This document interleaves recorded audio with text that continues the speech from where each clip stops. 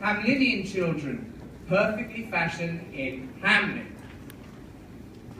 Now, if you ask me, the children of Hamelin were a wretched posse of pink-cheeked snot sacks, guzzling chocolate and gurgling lemonade, belching up grog with pockets full of mulch and bottoms full of stink. There weren't a kid in Hamelin I'd go near with a gorgeousness trophy unless it was to bosh 'em over the noggin.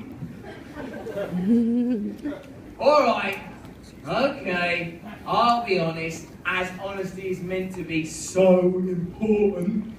Of all the town's children, there was one I wouldn't love to slug in the guts with a wooden hammer. His name was Sam, and he had a gammy leg. That is to say, it was all withered and thin, like a sparrow's leg. Lame, you'd call him in Hamelinian. Sam had just turned up on planet Earth with a deficient limb. He popped out his mum, and the Hamelinian doctors informed her sniffily that Sam was odd. "I shall love him just as much or maybe more," she chirps. The doctors, unprofessionally it should be said, rolled their eyes.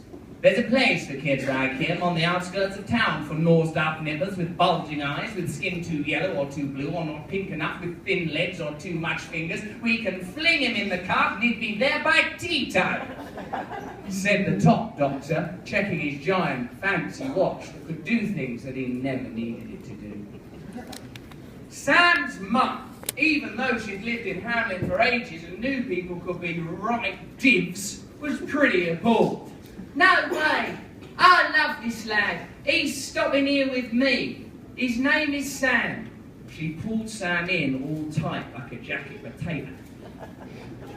"Maybe he'd be happier in a bizarre depository for unfinished kids on the outskirts of town," said Sam's dad, who was tugging on a fag out the window just below the no smoking sign. In my country, fag means cigarette, just to clarify.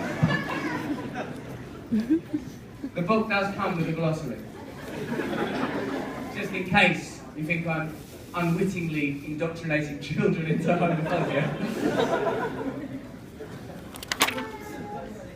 Sam's dad was a man who found it hard to love people because his parents were a bit aloof and self-involved. We should be empathetic. That means try to understand and not judge him. But I feel so bad for little newborn Sam that I think I'm going to cut the swine right out of the story. There, we'll never see him again. Luckily, Sam had his mum, and she more than made up for having one leg a bit thinner than other people's legs and even thinner than his own other leg. Sam, you are perfect as you are. A perfect expression of the love I feel for you. I wouldn't change any aspect of you because I wouldn't want to tinker with perfection," which was a nice thing to say and gave Sam a lot of comfort and peace inside, which he needed because whenever he went outdoors, all the other kids in Hamelin were total jerks to him.